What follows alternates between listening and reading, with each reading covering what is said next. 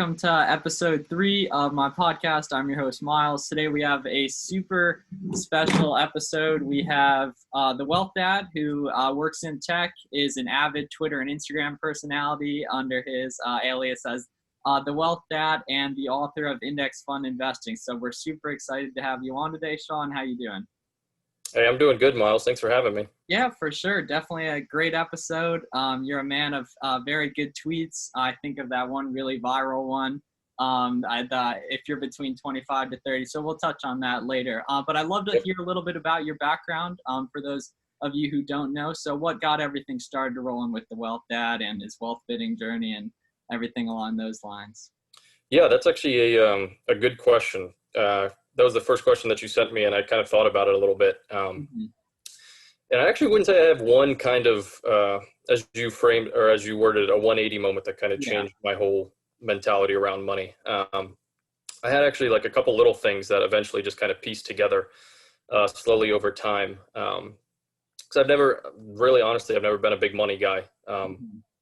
Throughout like high school into college, it was never really something that ever piqued my interest at all. So kind of how once I graduated around like 22 up until now, I'm 28 now. It's kind of been just a yearly change with me ever since. But my first job out of college, before I kind of got into tech, was actually working in criminal justice. So I kind of had a big switch in these past couple of years to getting into tech. But I contracted for the Navy. And I was in a program management office with a bunch of former officers, former enlisted military members. And you've obviously read my book. The first thing I mentioned in that chapter is I had a boss who sat me down when I was 22. I literally remember that exact point. All right, so he told you. And I'll paraphrase. I always paraphrase what it is. But he sat me down and he said, man, the one thing that you should focus on first and foremost is make sure you get your retirement set up. And at 22, I think you're kind of around 22 right now. Yeah, I actually turned 22 about a week ago tomorrow. Yep, cool. And you're ahead of the game. But for most 22-year-olds, that's kind of one of the last things that piques their interest. Exactly. At the time, they're like, that's 30, 40 years from now. Why would I even focus on that? And that's kind of how I viewed it when I first heard it, in all honesty. It didn't really pick up steam with me for a couple months. So I was in my job for about 6 months. Wasn't making the best money in the world, especially in the DC area. I was only making $35,000 a year, which is nothing in the area that I live. But then I enrolled in my 401k for the first time, 6 months in, and I made a $57 contribution to it. And I remember checking like a month later, and I saw like a bright green, like plus $4. It was something so minuscule, but it was the concept. I was like, wait a minute, $4. I mean, I check my bank account interest every day at Bank of America, and I see like pennies getting added in interest. So I was like, pennies to a couple dollars off of just $57 was kind of mind blowing to me. So that was kind of another one of those, like, I jotted it in my mind. And I was like, all right, that's pretty cool. And then I changed jobs. So I kind of got into the tech side a little bit. I switched companies. And then I started working for Interpol. I started doing some contracting work with them. But that's not the important part. The important part is I took the train every day to work. And every time I got to the station, there was 2 books that I was always passed kind of in the bookstore on the way to leave the station. It was Shoe Dog and The Millionaire Next Door. Oh, all right. Yeah. Big personal finance book that everyone's probably heard of once or twice. And I was not a reader at all. I did not read any books, but they just kept catching my attention. I loved Nike, and then the money thing just always got to me. So eventually, after a couple months, I finally was like, all right, screw it. I'm going to pick these 2 books up. I was probably about 23, 24 at the time then. And then The Millionaire Next Door book was the one that kind of like really got my interest going big time. And then after that, it was literally me just going on to Amazon. I remember asking my wife or girlfriend at the time, I was like, hey, I really want to start reading on investing, because this was kind of when we started combining finances. We actually combined before we got married. That was kind of part how I paid my car off, which is kind of a big no-no in the money community. I probably wouldn't even advise it, in all honesty, for most people. But I knew she was going to be the one that I was going to marry. So I kind of just tweaked it for myself. But I was like, hey, I really want to read about investing. And then it literally was just probably a year span of picking up every book on money and investing that I could find off of the Amazon search bar. Every Bogle book, every type Dave Ramsey's books in there. So all of those kind of formed my kind of idea around money at the time. Most of those books, that's how I got into index fund investing. And then that actually shaped me into, I don't know if you know this, I do the Wealth Dad account now, but I actually did a personal finance blog way before the Wealth Dad. Okay. Yep. That's interesting. That one was actually called Frugal Money Man. Wasn't nowhere as close to kind of the followers that the Wealth Dad has now.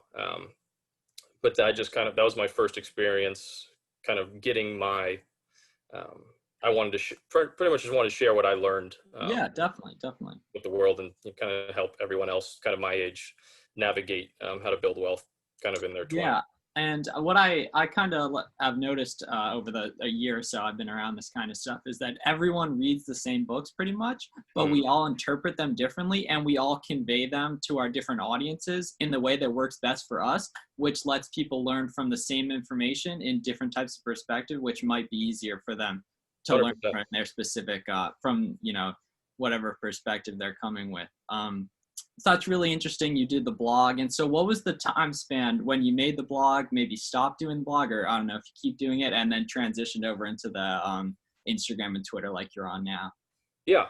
So the actual transition of the blog happened, and I'll kind of relate it back to the first question when it's like, what was my big money moment? Mine was more of a big money decision that I had to make with me and my wife. While I was doing the blog, part of a mentality I got when I was contracting for the Navy at my first job was I was actually very close to going to the Naval Officer Candidate School when I was around about 25 years old. And I was all literally dead set. I was in the process for about a year.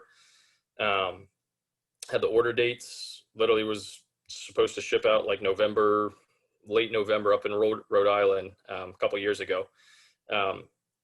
But it was kind of that long process for me. It took, like I said, when I took it about a year, that's kind of when I was reading all of my books. So that was when I kind of was putting the pieces together, because half the reason I wanted to join the Navy was because my former boss, who was a former officer, was like, hey, focus on your retirement. So I was like, the idea of a pension, the TSP with their low cost funds, I was like, this is going to be a great way to set my family up For sure. going forward. But then I had to make the decision with my wife. Now that I actually was accepted, do I go? Yeah. Or do I make the bet on myself with kind of like with my new passion, which was personal finance? So that is kind of around the time, that was about midway through when I was active with my blog. And then there probably, it was a month before I was shipping out, I sat my wife down in our apartment. And I was like, okay, let's really talk about this. So we got two options. We either ship off to the Navy and we do this whole life, or we take the next route. And if we want to establish a life kind of here in the DC area, one of the things that I told, I was like, one of the things I don't want to do anymore is I don't want to rent this expensive apartment anymore. So I was like, if we stay, we're going to move in with one of our parents, and we're going to save up for a house here. Because I didn't want to keep having these rents that were increasing $100 seemed every year. Yeah. So that was kind of the big moment that we had together. I still remember her crying on the couch because she was like, oh God, I don't even know which way we should go with this one. So we made the decision together to kind of just bet on ourselves on this one. And then a couple months after that, I stopped doing the blog. It's just kind of a burnout. It was pretty exhausting, just kind of writing all of the blogs. I was in it for, I tried to make a little money off of it, but I just didn't know how to monetize it at all. So just natural burnout caused it to stop. And then I told myself, I was like, I'm going to just take a year off from all of this. And I had a plan to start some type of an account. I wasn't sure if it was going to be a blog again or the social media account. So that's when finally this year I said, hey, I'll do one more account. Let's see if it works. And that's kind of where the Wealth Dad was born, literally in like the first week of January. You're behind the scenes superhero online personality. Yeah. One way to put it. Exactly. Yeah. So that's definitely one thing I was interested in learning, what prompted you starting that account. So learning the background on that was definitely pretty awesome then, that you were reading different books and compiling everything. And so let's talk about actually your book that you were able to publish this year. So what was the inspiration for that? Like, were you doubtful that it would go well? How's it gone for you? All that. Yeah. So the book was actually, I'll get to the writing part of it in a sec. But I think I think the Wealth Dad account has benefited in terms financially as well as attention, in that I had more of a plan of attack with this account. Okay. Going through the blog definitely helped, because that was more just kind of aimlessly firing, just putting whatever I thought in my head out there and see if it would have worked. But that experience helped me with this big time. So what essentially my plan was with the Wealth Dad and the book was, I actually had a lot of close friends and family and then followers at the time when I did the blog would reach out and they say, hey, I really love your blog, but I don't have the attention span for reading a couple pages of blog posts. I just don't. Yeah. And I was like, that's understandable. Most people don't want to read, and money to them is just kind of like a foreign language. So it just burns out. So what I took with that is I was just going to make social media accounts, Twitter and Instagram, that were just short snippets. So people could just take quick, actionable kind of takeaways from it. Yeah. Or they could just take the piece that I wrote and it just kind of would spark in them a natural curiosity, like it did with me in the books. And then the purpose of the book was kind of the blog part of it. That's finally how I could monetize how I was doing the blog. Yeah. So the book was essentially, I'm going to put, for the people who do want to learn more from the little tidbits, I'm going to put in all of the information that worked for me, that made me understand, as someone who's completely new to money, who had no idea about it. And so I think that's actually benefited me with the book a lot, is because I didn't, I wouldn't say there's a lot of fluff in the book. It's a quick read, but it's everything someone would need to know. Yeah. Basics to get their account going.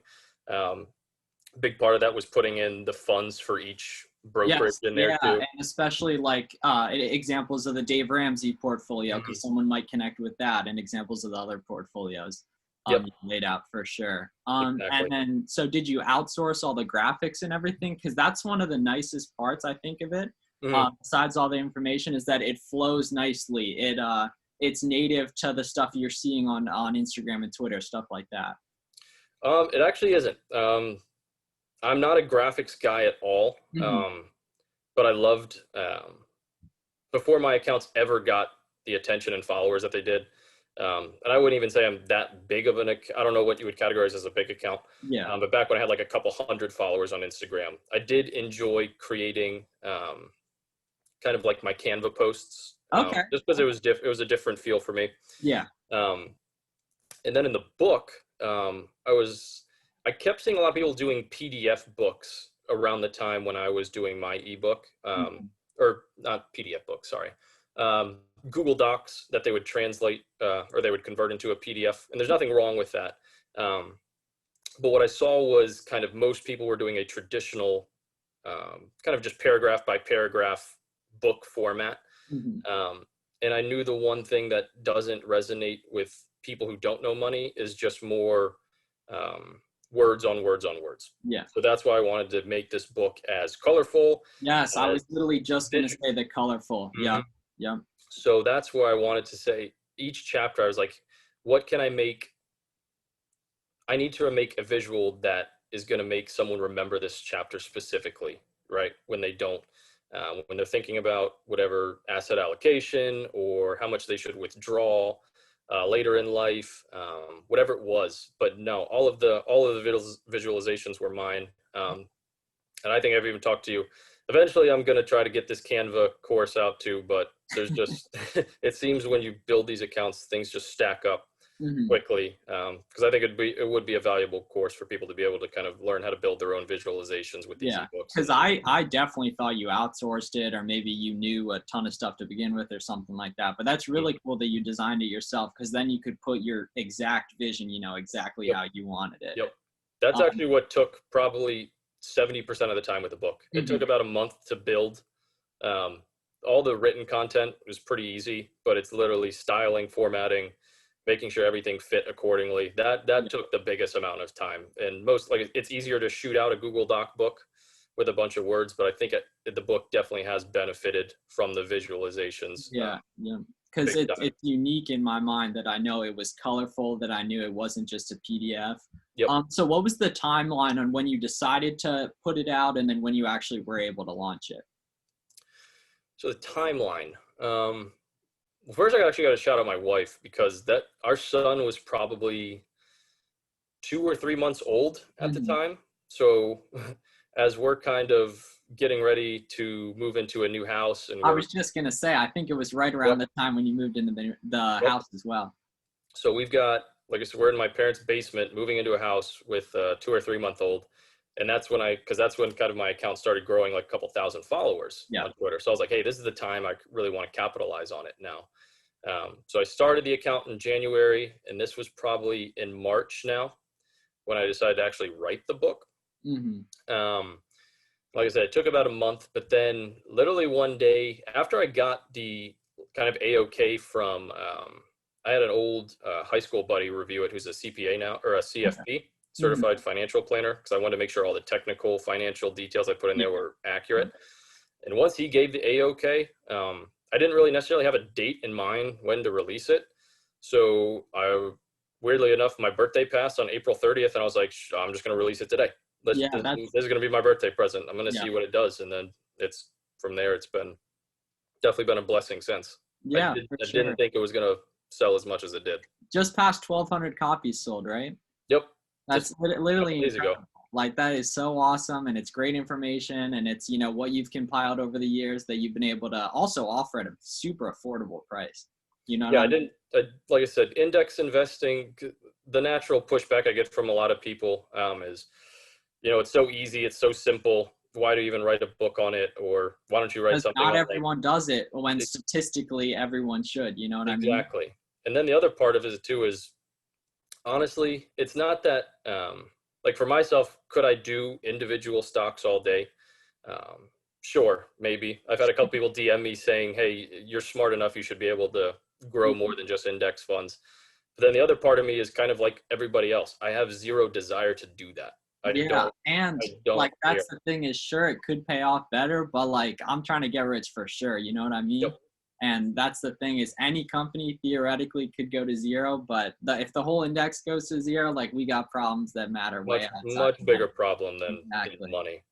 And the other thing too is teaching, and there's nothing wrong with teaching individual stocks to people. I affiliate for courses that do it if people want to know the knowledge.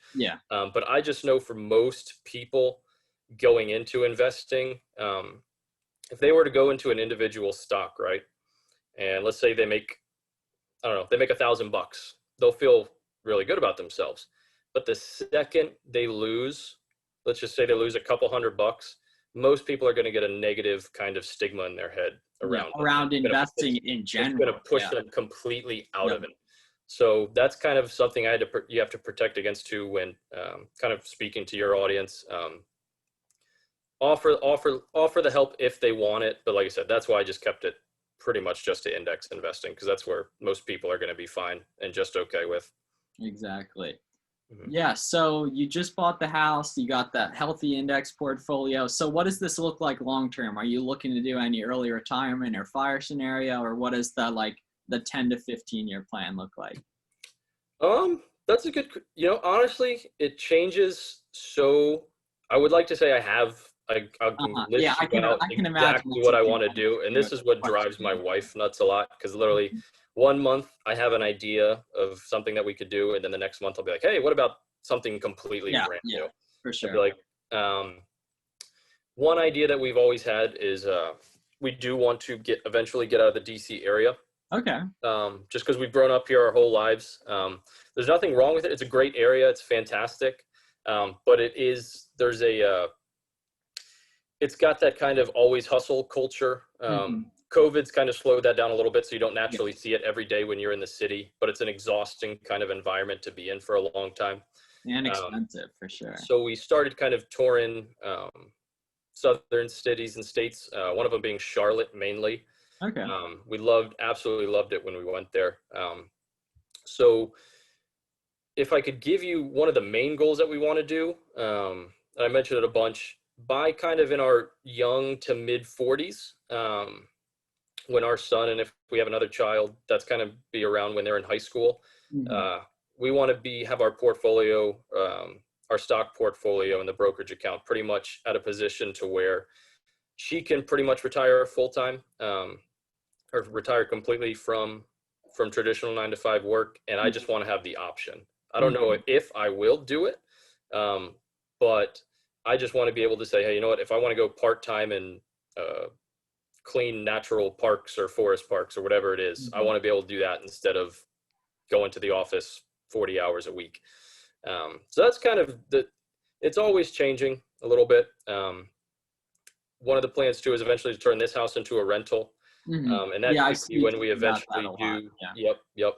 I actually listened to your first podcast with Jay Millennial, and was picking up a couple. He's awesome, man. Investing in 3 different out-of-state markets and having experience in that 4th that he sold was really, really cool to hear about that, because it's something he doesn't cover much on Instagram, but does all the time on YouTube. That was cool. He said, I think the Indiana house was like $40,000 or something. Like near Lucas Oil Stadium or whatever football stadium is. And if you're in a high cost of living area, like I said, DC is what I know. You will never see 40,000.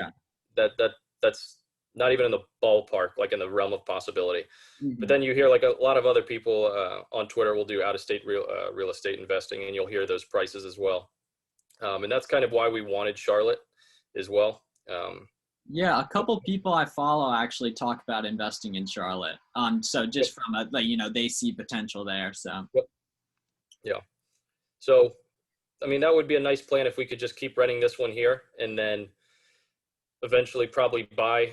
I don't have a kind of a strict real estate policy right now. My real estate policies were kind of Dave's Ramsey based. I'm much more of a stock market guy. So that's where like the 20% down, keep your payment below 25% of your monthly income.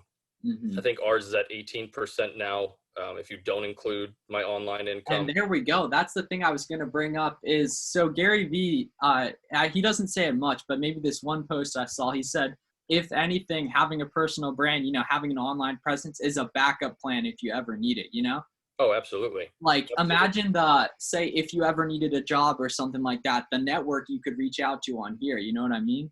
Oh, it's unbelievable the amount of smart minds in all types of, not even just money fields, just life kind of fields that I've found on social media has been unreal. I mean, just even like there's a fitness guy I follow, what's his at? It's like Dan Fit Founder. I picked up one of like his stretching things he does for like leg days, but I just like the amount of like information that you can find on here is fantastic. Not even just for making money for myself, but just overall life in general has been fantastic. It's a great network. Everyone should take advantage of it. Exactly. And that's why I say like people just won't start. Like, so what I did, and I'm curious to get your input on this after. So when I started my, Flips for Miles, like my outside brand of my main social media, which isn't even the main anymore. But so I didn't tell anyone. I just did it from the ground up, just following people out on my own that were doing shoes and everything. So I'm curious whether you went public with it at the start, or if you just did it from the ground up without telling anyone, or what did that look like? So I think my wife knew. I don't think I told my immediate family. I told my close couple friends, and they kind of joked around about it a little bit. But that's just kind of how we are. And it's very foreign to be like, all right, first, it's not even your name, like, or this and this. But So naturally, the first thing when people read it were like, the Wealth Dad, what the hell is that? So that was all fine. But no, this was literally just a shot in the wind for me. Mm-hmm. The name just kind of came. I was thinking of names, and I was like, hey, I'm going to be a new dad. What can I fit with this? And I was like, oh, well, that sounds catchy enough. So that's where I kind of got that. But the rest, honestly, was just in terms of growing it. I think I've just been very fortunate that it's been able to grow organically. I've done one paid Instagram post very early on Instagram when I was kind of around like 1,000 or 2,000 followers. Just for reference, I think I'm at like 12.6 now. I paid way too much for it, but I didn't know any better. This was just kind of and my it's first hard shot to in the know the dark. value of different things and whether your content will resonate from their audience or whatever. But since that point, it's just kind of been fortunate that a couple larger accounts have just kind of retweeted my tweets and posted my tweets on their Instagram. Obviously, you mentioned the one that went viral. Yeah, let's talk about that one. So that, I don't have it up in front of me, but that, like, I saw on my Facebook, dude, like, it got sent to a group chat. I mean, so I think do you know the exact quote? I can paraphrase it. Yeah, paraphrase. I believe. And that's the funniest part, because honestly, when I wrote it, it's crazy how the weirdest things can be your best tweets. It made, that's the thing, right? You sometimes you're like trying to write these impressive tweets and you think they'll engage and they don't. And then you'll just write something off the top of your head and then they just explode. And you're like, all right, whatever.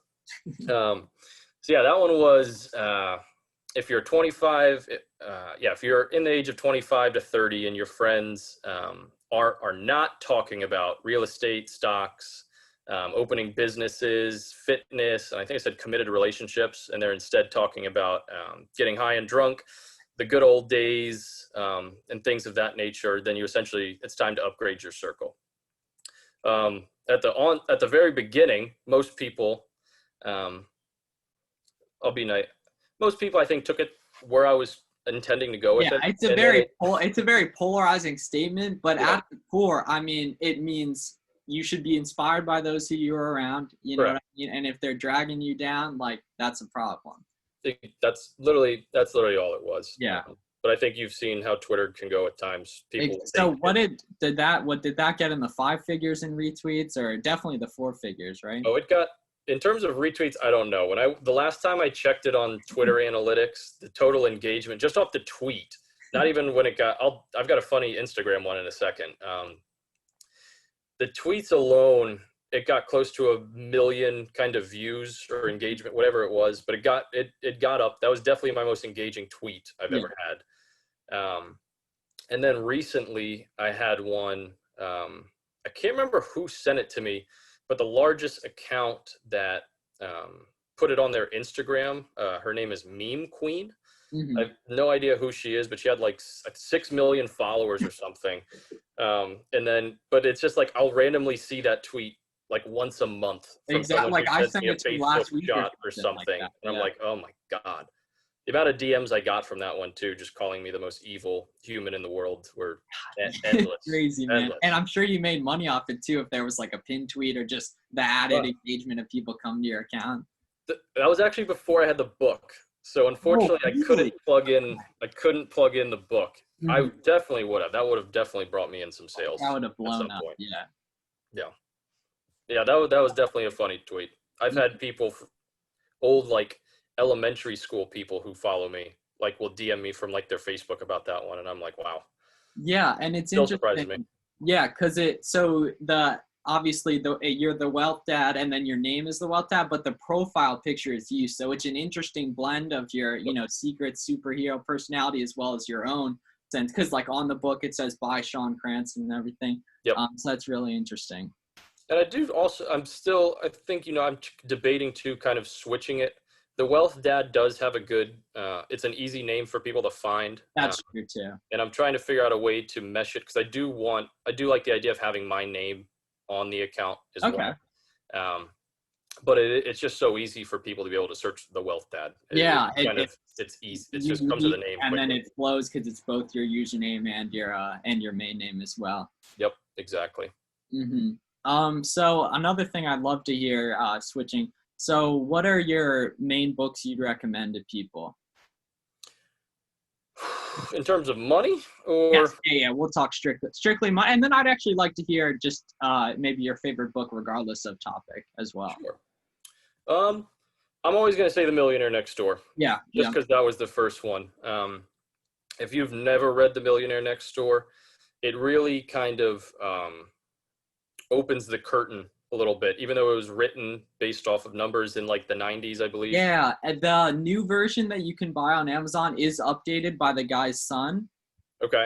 And then Chris Hogan actually published Everyday Everyday Millionaires. Million, which Yep. is, I would say, incredibly similar. Yep. It's a little more modern of a Yep. version. Yeah. Everyday Millionaires hits more on most, because actually there's a big paradigm shift from The Millionaire Next Door to Everyday Millionaires. The Millionaire Next Door highlights a lot how the majority of millionaires got there through creating their own businesses, to where in Everyday Millionaires, actually the majority switches big time to employees via 401k. 401ks especially, which Yep. is why if his studies are right, every time I see a tweet that's like anti 401k, unless it's you acknowledging the mathematical facts that like your retirement's going to be good in a few years and that's Yep. why you're prioritizing the brokerage.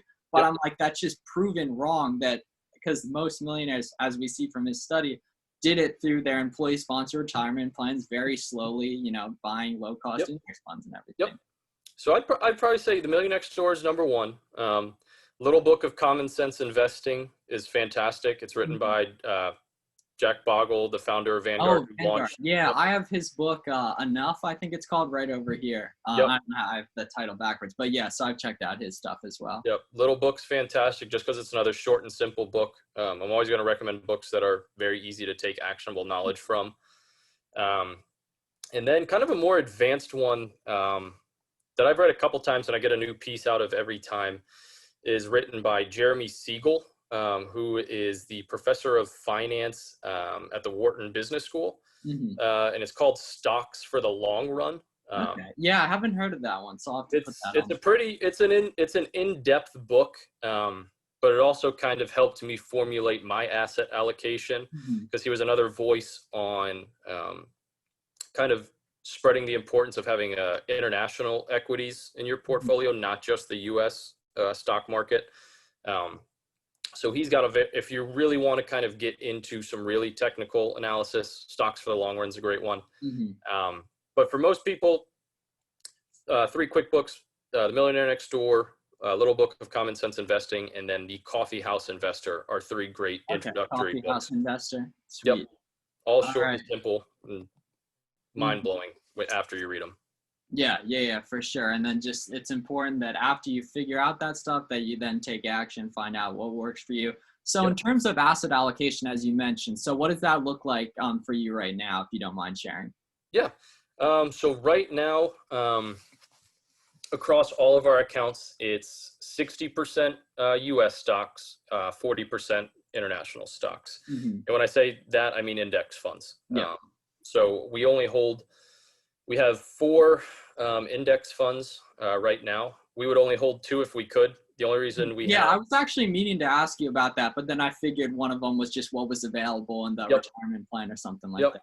So the easy way we do it, and once again, we keep it as simple as possible. So in our IRAs, it's the Vanguard Total Stock Market Index Fund for our U.S. stocks, and it's the Vanguard Total International Stock Index Fund for our internationals. We just want to keep it as simple as possible. So when I post those screenshots of kind of those 4 funds, those other 2 are what we have available in our company 401k. And they just only offered a 500 index fund. And then instead of a total international kind of index fund that includes those emerging markets, they only had a developed international index fund. But that is not too big of a deal for me. The expense ratios are almost 0.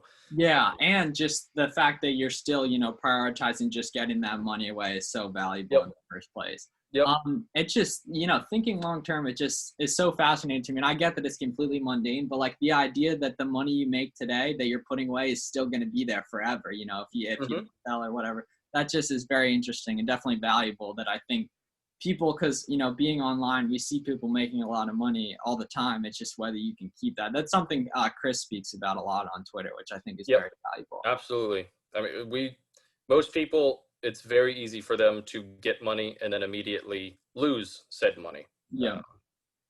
the idea of putting it away, kind of having it stay there, keep its value, grow. Most people shove it in bank accounts. That's what I did when I first started.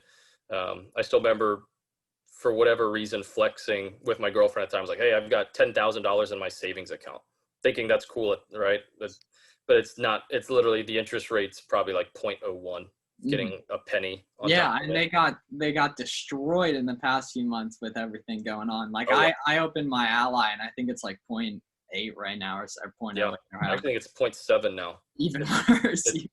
I think every month it's going down, and I don't think it's going anywhere anytime soon. Every time I Yeah. read the Wall Street Journal, it seems like rates, they keep saying by the end of 2021 they're keeping rates the same or lower. But no, yeah, you're right. I mean, it's so important, because literally, for most people, you don't even need to be the smartest. You don't even need to be that smart to do this, right? Yeah. I'm not the smartest dude in the room by a long shot, Yeah. which is why index funds kind of level the playing field for Mhm. most people. You just put your money in, and you get a piece of almost all businesses globally. So you get to participate in the profits. People are going to work for you around the world, um, and your money's going to appreciate by two Yeah, ways. one really good thing, back on another good tweet you had. I don't know the specifics of it, but it was something like, when you bet against the U.S. market, you're betting against like the collective productivity of like however many 100 million people, which was a very good one as well. Yeah, that's it makes me like, because people kind of don't, they'll throw around things like, hey, the S&P or the US stock market's going to crash, or it's coming to an end, or whatever, blah, blah, blah, blah, blah. Bitcoin people, man. Then they're not kind of really putting into picture what they're saying, right? So they're saying the United States, essentially, which has been a global dominant powerhouse the past century, a little over more than a century. You're essentially, like the tweet said, you're attacking essentially the 330 plus million American minds who are going to work every day, attempting to innovate, create new products, new services, and it's betting against that. And that's been historically been a terrible bet to Yeah. place. Warren Buffett I think he probably says it every year when he goes to his Omaha kind of press conferences for Berkshire. Every year he's like, I'm still betting on America. Yeah, I remember there was probably the Q1 shareholders, or whatever the term is for that, the meeting. He was like, just don't bet against the U.S. You know what I mean? Because Yeah. I'm looking, especially too, if you live in the U.S. too, and you kind of understand, I'll say, I might be a little biased coming from DC, kind of with like that hustle culture again. But most people understand there is a pressure in America to get ahead, right? Yeah. But it's just what people consider getting ahead is, you know what I mean? Yeah. Or at least people will wake up and look in the mirror knowing they have to get ahead, or they have to go to work. Yeah. So that's going to profit the investors anytime, because I mean, people are going to work. Once again, people are innovating. We're creating services, and you can benefit in all that. Just get the index, and you'll get a piece of all of that innovation. And you can do whatever. You can get back to doing what you actually enjoy to do, whatever that is. All right. So I definitely appreciate you coming on. Just one final question. So if you could tell yourself, 5-10 years ago, or just, a younger person getting into everything that maybe follows you, what's one main piece of advice you would give them? Are we going to keep this to money again? We'll keep this to money. Yeah. Okay. So it'd probably be this might be another kind of unpopular piece of advice, but I think it would benefit a lot of people. It would benefit myself too. It would have saved a lot of headaches for me personally. I would say if you're 18 to 21, kind of getting your start in the world, if you have no idea what you want to do, go do something that's going to make you a lot of money. Don't go essentially try to chase your passion per se, especially if you don't know what that passion is yet. Because what I've seen a lot, especially with student loans and all of this, most people are kind of funneled down the college route, is they'll go do what they think they have an idea of that they love. And then they get there and then they realize they're either underpaid or they don't like it. And then two things happen to them. One, they don't make money. And then the second part of that is it then pisses them off, and then it kind of negatively connotates what that interest was. So now they not only are not making money, but then they have the potential of, they no longer view that hobby essentially anymore as a hobby. So they kind of lost two routes, and then they eventually change up and try to go into something more lucrative. So what I would say is go into something that is going to pay you a lot and do your hobbies on the side. And then eventually, if you have a hobby that you can then figure out how to monetize, which is so easy now with social media, doesn't even matter. You're an amazing example of it, just in 6 months or however long the account's been around. And you see the amount of stuff that people are selling online. I mean, anything. It could be cookbooks, it could be baking cupcakes, recipes, whatever. Yeah. So I would say go do what's going to get you paid a lot.